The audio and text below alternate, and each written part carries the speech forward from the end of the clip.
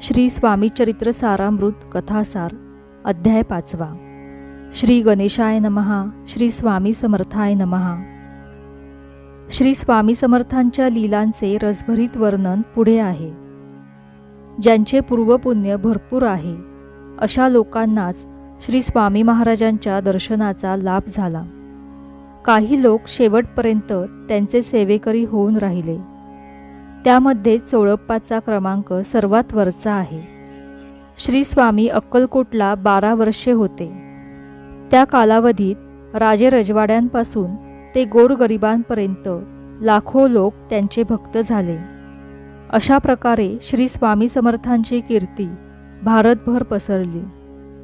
कोणाच्या राज्यावर संकट आले किंवा गादीला वारस पाहिजे म्हणून इत्यादी अनेक प्रकारे लोक श्रींना साकडे घालत असत. अक्कलकोटच्या भोसले महाराजांचा इतर राजे लोकांना हेवा वाटत असे. श्री स्वामी महाराजांच्या रूपाने भोसल्यांना जणू चिंतामणीच सापडला आहे असे त्यांना वाटे. त्यामुळे सर्वजण राजेसाहेबांचा हेवा करीत. श्री स्वामी समर्थांना आपल्या राज्यात आणण्यासाठी नाना प्रकारचे उद्योग ते करीत. महाराजांच्या पुढे भरपूर दानदक्षिणा ठेवीत. सेवेकरी संतुष्ट होतील असे प्रकार करीत. बडोदा संस्थानाचे त्यावेळी मल्हारराव गायकवाड राजे होते. त्यांना नेहमी असे वाटे की महाराजांना बडोद्याला आणावे. त्यासाठी त्यांनी पत्रव्यवहार करून पाहिला. शेवटी एकदा राजसभा बोलवून सर्वांच्या कानावर ही गोष्ट घातली की श्री स्वामी समर्थांना जो कोणी बडोद्यावर घेऊन येईल त्याला आम्ही बक्षीस देऊ व जमीन जुमला देऊ. ते काम अत्यंत कठीण असल्याने कोणीही हा विडा उचलण्यास तयार होईनात. सरतेवेळी तात्यासाहेब नावाचे एक सरदार होते. ते चतुर व हुशार होते. कोणत्याही प्रकारचे काम करवून घेण्यात ते तरबेज होते. ते सभेत उभे राहिले व मल्हाररावांना म्हणाले, आपली इच्छा असेल तर मी प्रयत्न करतो व स्वामी महाराजांना बडोद्यास घेऊन येतो. आपण निश्चिंत असावे. तात्यासाहेबांचे ते बोलणे ऐकून सभेतले लोक व राजेसाहेब क्षणभर अवाक होऊन पाहत राहिले. तात्यासाहेबांनी ही अशक्य गोष्ट स्वीकारल्यामुळे राजेसाहेबांना व इतरांनाही आनंद झाला.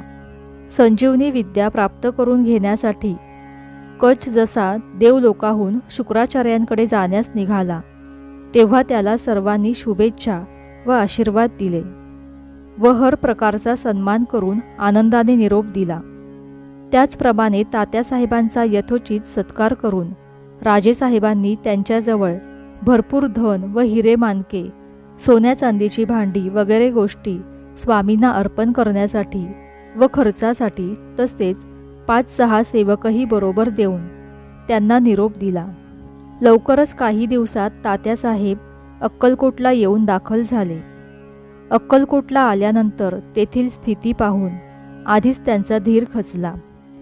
श्री समर्थांच्या वास्तव्याने त्या नगरीला जणू वैकुंठाचे स्वरूप प्राप्त झाले होते. श्री स्वामींची ती भव्य दिव्य मूर्ती पाहून ते आनंदित झाले. लोकांची स्वामींविषयीची भक्ती पाहून त्यांना धन्य वाटले. प्रजेबरोबर राजांची त्यांच्या परिवाराची भक्ती पाहून व चोळप्पा आणि गावातील जवळजवळ सर्वच लोक स्वामी सेवेत मग्न असलेले पाहून तात्यांना प्रश्न पडला की या गावातून स्वामींना नेणे केवळ अशक्य आहे. लोकांची ती दृढ भक्ती पाहून श्री स्वामी समर्थांचे मनही वळवून पाहायला काय हरकत आहे.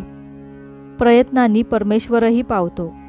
प्रयत्नाने कोणतेही कार्य सिद्धीस जाते. तेव्हा प्रयत्न करून पाहावा. काहीतरी युक्ती लढवावी व आपले कार्य साध्य करावे असा विचार मनात करून महाराजांचे सेवेकरी खुश राहतील असे काही ना काही ते करीत. ब्राह्मण भोजन, भरपूर दान धर्म करणे, श्री स्वामींच्या पुढे भरपूर दक्षिणा घालणे, निरनिराळे पदार्थ ठेवणे, फळे ठेवणे, जेणेकरून सेवेकरी संतुष्ट होतील व ते महाराजांचे मन बडोद्यास येण्याबद्दल वळवतील असे त्यांना वाटे. पण श्री स्वामींनी त्यांची दांभिकता ओळखली होती. त्यामुळे ते त्यांच्या कोणत्याही गोष्टींकडे लक्ष देत नसत. तात्यांनी नाना उपाय केले, पुष्कळ द्रव्य खर्च केले, पण ते सर्व व्यर्थ गेले. काही उपयोग झाला नाही, सर्व फुकट गेले. त्यामुळे तात्या फारच नाराज झाले. नंतर तात्यांनी युक्तीने काम होते का ते पाहिले. चोळप्पा महाराजांचा मुख्य सेवक होता.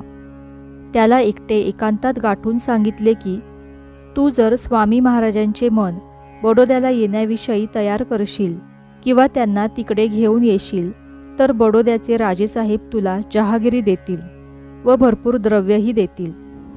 द्रव्येन सर्वे वश. या उक्तीप्रमाणे चोळप्पा ही जबाबदारी घेण्यास तयार झाला. त्याला बऱ्याच दिवसांपासून आपल्याला जहागिरी मिळावी असे वाटत होते.